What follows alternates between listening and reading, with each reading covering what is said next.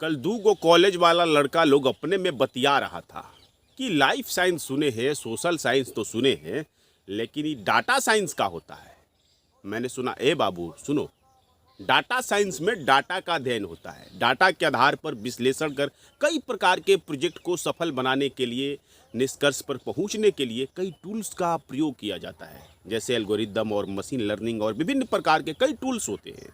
इस प्रोसेस में data record, data collection और एनालिसिस कर data scientist log file, social media, sensor, customer behaviour का अध्ययन करते हैं और फिर जो वो निष्कर्ष निकालते हैं उसी के आधार पर संबंधित कंपनियां यानी उनकी कंपनियां अपनी बिजनेस स्ट्रेटजी तय करती है। जरा सोचिए कि फ्लिपकार्ट पर किसी भौगोलिक लोकेशन में किस ग्रुप से कितने कस्टमर किस प्रोडक्ट को खरीदते हैं और किस प्रोडक्ट को किन कारणों से स्किप कर रहे हैं यानी नहीं खरीद रहे हैं।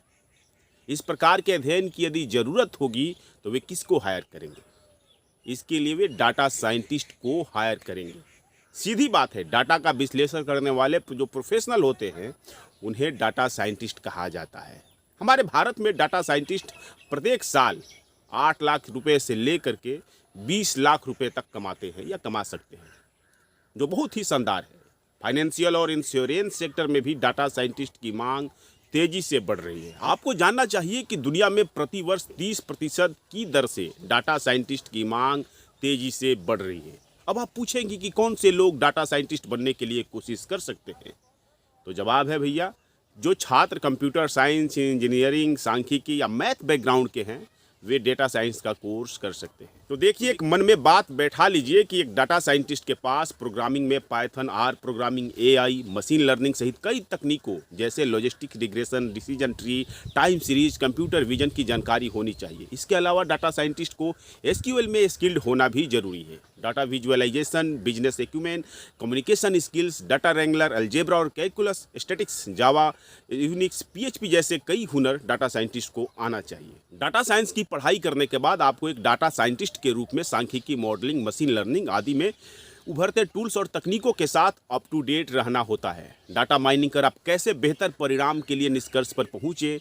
इसकी समझ आपको होनी चाहिए। बिजनेस में निर्णय लेने के लिए या प्रोडक्ट या सर्विस के लिए आईटी मैनेजर, स्टैटिक्स प्रोग्रामर्स जैसे एक्सपर्ट के साथ एक टीम में काम करना होता है। अब सवाल उठता है कि पढ़ाई के लिए क्या करना होगा। देखिए, इसमें कई प्रकार के कोर्स होते हैं, लेकिन अधिकांश डेटा साइंटिस्ट इंजीनियरिंग, गणित, आईटी स्ट्रीम में बैचलर की डिग्री के दौरान ही डाटा साइंस में कई ऑनलाइन इंटर्नशिप करते हैं। फिर जूनियर डेटा साइंटिस्ट या जूनियर डाटा एनालिस्ट के रूप में इंटर्नशिप या एंट्री लेवल जॉब करके डेटा साइंटिस्ट के रूप में अपना कैरियर शुरू करते हैं। लेकिन बेहतर है कि आप PG diploma business analytics, post graduate diploma in data science, PG diploma data science upgrade जैसे कोर्स कर लीजिए।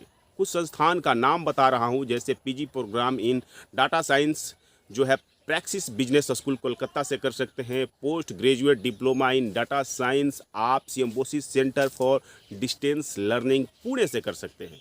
डाटा साइंस की पढ़ाई आईआईटी में भी होती है। बहुत सारे डाटा साइंस में ऑनलाइन कोर्स भी है जो सस्ते में कराए जाते हैं, जैसे आईबीएम जैसी कंपनी है जो IBM data service professional certificates course कराती है, advance data science with IBM specialisation course कराती है, applied data science specialisation course कराती है।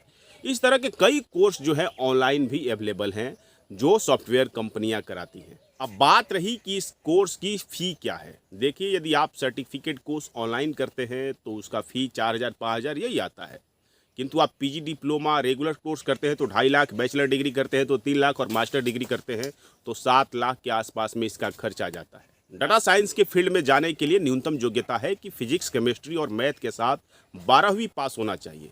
इसके बाद कंप्यूटर साइंस, फिजिकल साइंस, गणित या कंप्यूटिंग, स्टैटिक्स या इंजीनियरिंग में बीटेक की डिग्री होनी चाहिए। इसके लिए ज़रूरी है कि आपको अंग्रेजी लिखना और बोलना भी आना चाहिए।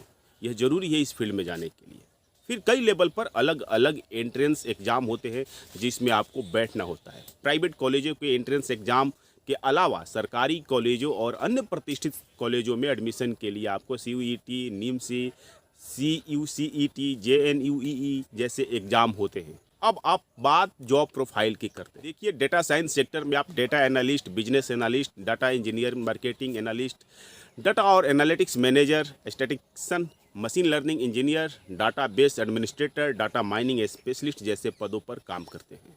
Google, LinkedIn, Twitter, DHL, Microsoft, HP, IBM, Amazon, Flipkart, Visa जैसी कंपनियां डाटा साइंटिस्ट को शुरुआत में ही 6 से 10 लाख रुपए प्रति वर्ष देती है। विदेशों में डाटा साइंटिस्ट को हाई सैलरी पैकेज मिलता है। तो आप इस सेक्टर में जाने के लिए सोचिए, आपके बच्चे भी इस सेक्टर में जाने के लिए सोचिए। यह वीडियो मोटिवेशन के लिए है, थोड़ी बहुत इधर उधर जानकारी में त्रुटियां हो सकती है, शेष जानकारी आप अपने स्तर से ले लें और उसके बाद ही इस फील्ड में जाने के लिए सोचें। आज के वीडियो में इतना ही, शेष फिर करें।